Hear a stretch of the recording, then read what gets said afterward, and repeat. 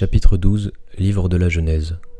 Le Seigneur dit à Abraham, « Quitte ton pays, ta parenté et la maison de ton père, et va vers le pays que je te montrerai.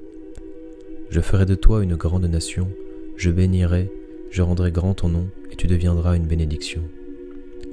Je bénirai ceux qui te béniront, celui qui te maudira, je le réprouverai. En toi seront bénies toutes les familles de la terre. » Abraham s'en alla, comme le Seigneur le lui avait dit, et Lot s'en alla avec lui. Abraham avait 75 ans lorsqu'il sortit de Haran. Il prit sa femme Saraï, son neveu Lot, tous les biens qu'il avait acquis, et la personne dont il s'était entouré à Haran. Ils se mirent en route pour Canaan, et ils arrivèrent dans ce pays. Abraham traversa le pays jusqu'au lieu nommé Sichem, aux chênes de Morée. Les Cananéens étaient alors dans le pays. Le Seigneur apparut à Abraham et dit, « À ta descendance je donnerai ce pays. » Et là, Abraham bâtit un autel au Seigneur qui lui était apparu. De là, il se rendit dans la montagne, à l'est de Béthéel, et il planta sa tente. Ayant Béthéel à l'ouest et Haï à l'est, là, il bâtit un autel au Seigneur, et il invoqua le nom du Seigneur. Puis, de campement en campement, Abraham s'en alla vers le Néguev. Il y eut une famine dans le pays, et Abraham descendit en Égypte pour y séjourner, car la famine accablait son pays. Quand il fut sur le point d'entrer en Égypte, il dit à Saraï, sa femme, « Vois-tu, je le sais, toi, tu es une femme belle à regarder. Quand les Égyptiens te verront, ils diront, c'est sa femme, et ils me tueront, tandis que toi, ils te laisseront vivre. S'il te plaît, dis que tu es ma sœur, alors, à cause de toi, ils me traiteront bien, et grâce à toi, je resterai en vie. » En effet, quand Abraham arriva en Égypte, les Égyptiens virent la femme et la trouvèrent très belle. Les officiers de Pharaon la virent, chantèrent ses louanges à Pharaon, et elle fut emmenée au palais. À cause d'elle, on traita bien Abraham, qui reçut un petit et gros bétail, ânes, esclaves et servantes, ânesses et chameaux. Mais le Seigneur frappa de grandes plaies Pharaon et sa maison à cause de Saraï, la femme d'Abraham. Pharaon convoqua Abraham et lui dit, « Que m'as-tu fait ? Pourquoi ne m'as pas-tu fait savoir qu'elle était ta femme ? Pourquoi as-tu dit, c'est ma sœur ? Aussi je l'ai prise pour femme. Maintenant, voici ta femme, prends-la et va-t'en. » Pharaon donna un ordre à ses gens de le renvoyer, lui, sa femme et tout ce qu'il possédait. Chapitre 13. Abraham remonta d'Égypte vers le Néguev, lui, sa femme et tout ce qu'il possédait. Lot l'accompagnait. Abraham était extrêmement riche en troupeaux, en argent et en or. D'étape en étape, il alla du Néguev jusqu'à Béthel, jusqu'au lieu où il avait planté sa tente auparavant entre Béthel et Haï. En ce lieu où naguère il avait fait un autel, en ce lieu même il invoqua le nom du Seigneur. Lot, qui accompagnait Abraham, avait également du petit et du gros bétail et son propre campement.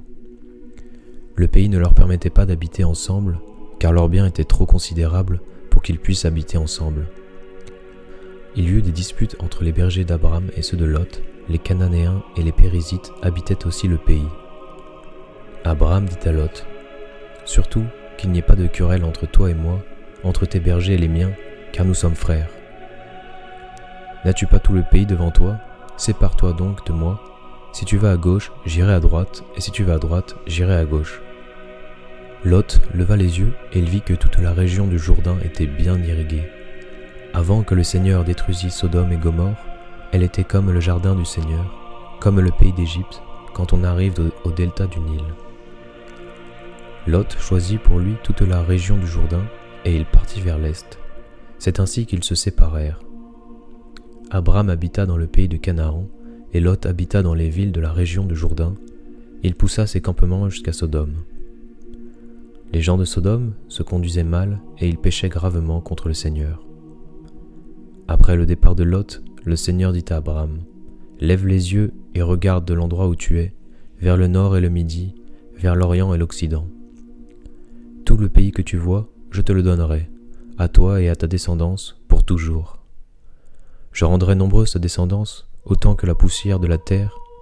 Si l'on pouvait compter les grains de poussière, on pourrait compter tes descendants. Lève-toi, parcours le pays en long et en large, c'est à toi que je vais le donner. » Abraham déplaça son campement et s'en alla s'établir au chêne de Mambré, près d'Hébron, et là, il bâtit un autel au Seigneur. Chapitre 14. Voici ce qui arriva au temps d'Amarphel, roi de Shinéar, d'Arioch, roi d'Elassar, de Kedor-Laomer, roi d'Élam, et de Tidéal, roi de Goïm. Ceux-ci firent la guerre à Béra, roi de Sodome, Birsha, roi de Gomorre, Shinéab, roi d'Adma, Sheméber, roi de Séboïm, et roi de Béla, c'est-à-dire Soar. Ces derniers s'étaient tous rejoints dans la vallée de Siddim, c'est-à-dire la vallée de la mer morte. Pendant 12 ans, ils avaient servi Kedorlaomer, mais la 13e année, ils s'étaient révoltés. Au cours de la 14e année, arriva Kedorlaomer et les rois qui l'accompagnaient. Ils bâtirent les Réphaïtes à Ashrat-Karanaïm, les Ouzim à Ham, les Émim à Shavet, Kiritaïm, et les Horites dans leurs montagnes de Séhir jusqu'au chêne de Paran qui est au bord du désert. Puis ils s'en retournèrent et arrivèrent à la source du jugement, c'est-à-dire Kadès.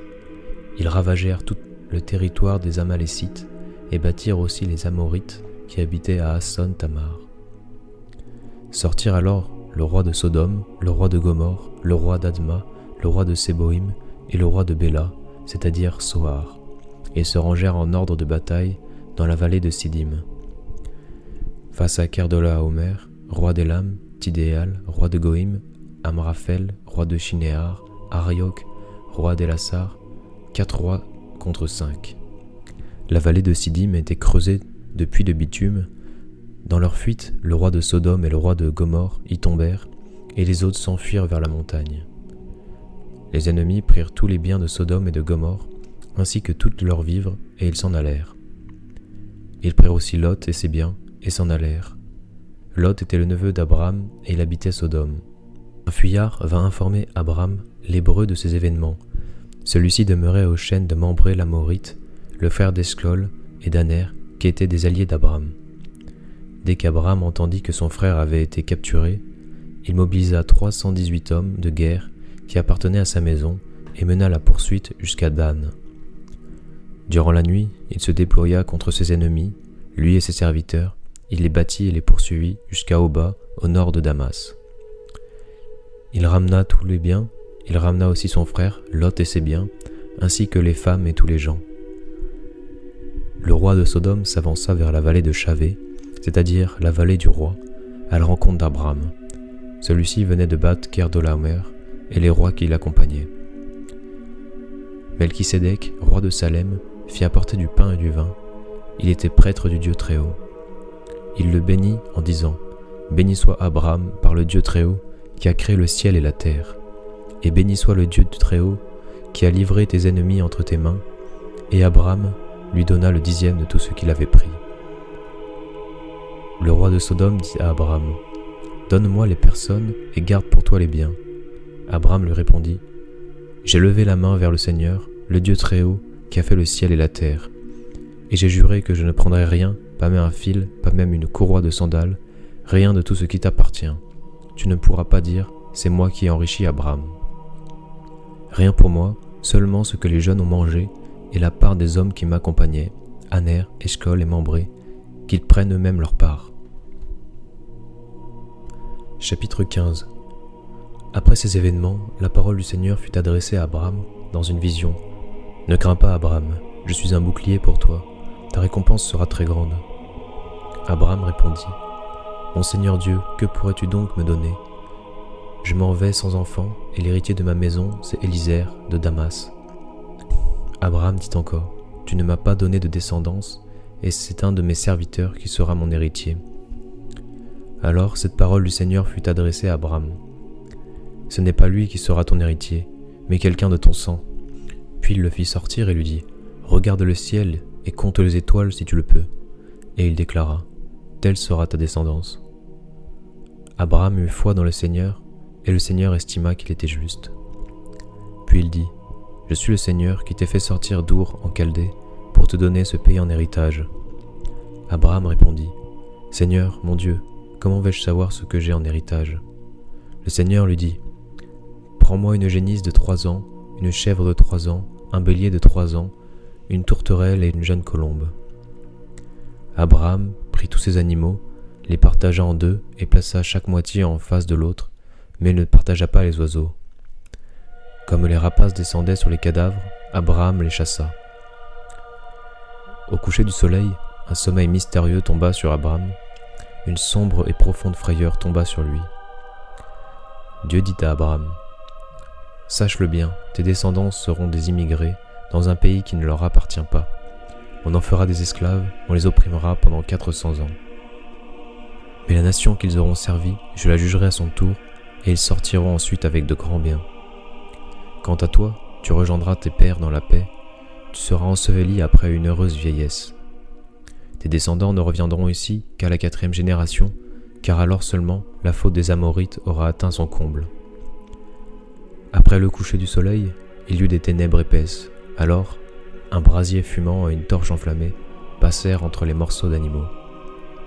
Ce jour-là, le Seigneur conclut une alliance avec Abraham en ces termes : « À ta descendance, je donne le pays que voici, depuis le torrent d'Égypte jusqu'au grand fleuve de l'Euphrate, soit le pays des Kénites, des Kénizites, des Cadmonites, des Hittites, des Périzites, des Réphaïtes, des Amorites, des Cananéens, des Girgashites et des Jébuséens.